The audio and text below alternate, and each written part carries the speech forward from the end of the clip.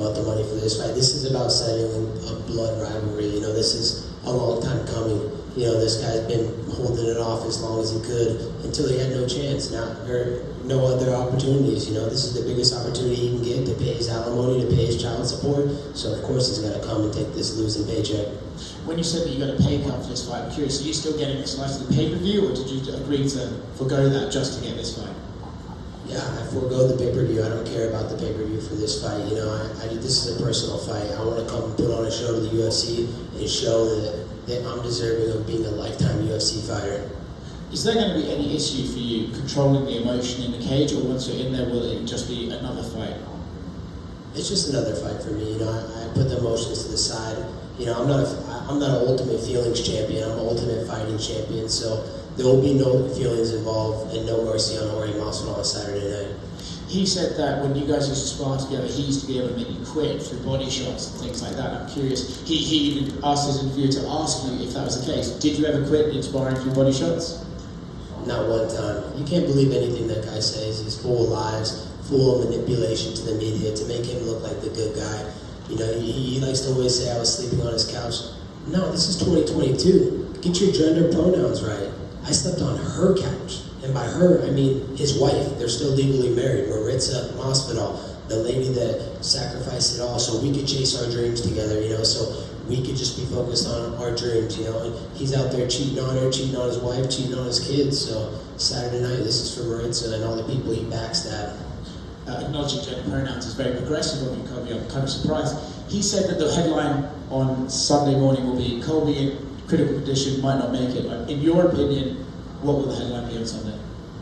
The only people that are in critical condition on Sunday are his kids. You know, he turned his back on them. He doesn't want to, you know, own up and be the dad that he should be to them. He's a deadbeat dad. He's a deadbeat person, and he's just going to be playing dead on Saturday night on pay-per-view. During that same interview, Jorge brought up things like a poker debt, that you were in after playing poker so much, and he brought up he kind of viewed himself as your mentor rather than your brother. So what do you make of all these other things he said? You know, I just have to laugh at that. You know, I got a house on me right now. You see my jewelry. This is a legit house around my neck. So, you know, anything the media says or he says is inconsequential. You know, there's no truth to it, and it's just more lies. You know, you can't believe anything that guy says. He says he was going to the White House to you guys. How many times did he go to the White House? You know, what did he do for Donald Trump? Donald Trump doesn't give a shit about him. You know, he just used him to get the Latin vote. So, you know, no one cares about George and all his lies and manipulation. He's a thief. Look at him. He went to jail twice for grand theft. The guy's a thief. He's a backstabber. The guy's the biggest piece of shit on planet Earth. Fidel Castro also gave an interview this morning saying that he kind of gave you like an ingredient to kind of become this outspoken individual, and he kind of regrets how he went about that because of how it played out with you too. Man, I didn't take Dan Lambert for a liar, but you know, I still respect the guy, but he's definitely lying. That had nothing to do with Dan Lambert. I decided to make that decision on my own. You know, after Singapore, he never told me going into my fight with Damian Maia that I needed to do something to change something because the UFC was going to cut me. They said no matter what, going into that fight, they told Dan behind closed doors, hey, we have no use for Colby. You know, he's not entertaining. He doesn't draw tickets. So no matter what he does in the fight with Damian Maia, we're not going to re-sign him. Dan never told me that. He didn't tell me till after the fight. But I went out there and took my destiny in my own hands, and I created something bigger than life. I think on the countdown you also said because of your quote-unquote good lifestyle choices is what leads to your incredible cardio. So specifically, what do you mean by these good lifestyle choices? Yeah, I live the life every single day. You know, you don't see me in the club, you know, partying every weekend, you know, living this lavish lifestyle.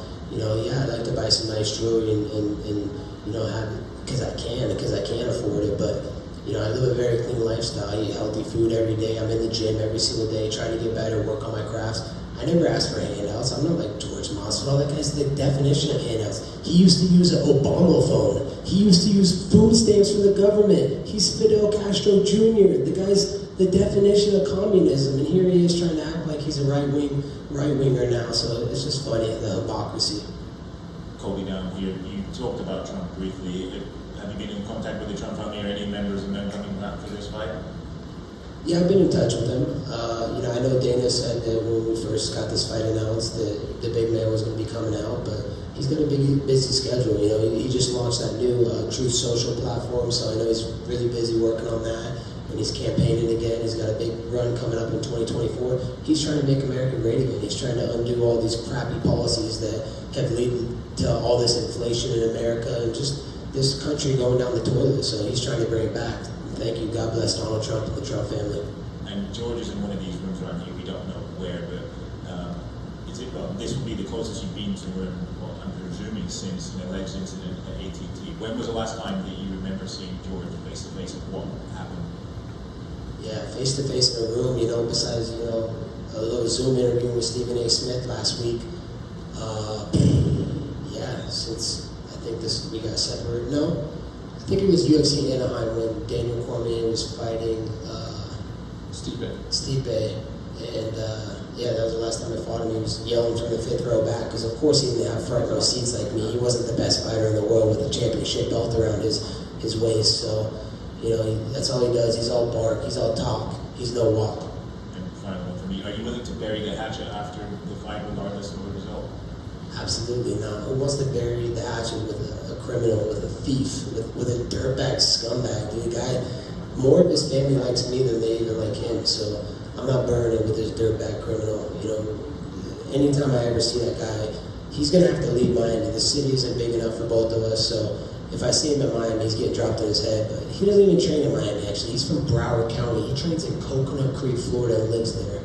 I'm from Miami. I live in Hialeah. I train in Hialeah. I'm in the heart of Miami, so I'm the king of Miami. I'm going to prove it on Saturday night. Colby, right here. Colby, everyone's obviously wondering about, you know, like, are these guys going to be able to keep those emotions in check? What's going to happen when the cage door closes? Can you explain as best as you can, when you guys are in there, the ref says go, what do you think is going to be going through your mind when you're finally face-to-face can throw hands with forehand? You know, a lot of violent intentions. You know, I'm going to inflict a lot of pain on this guy.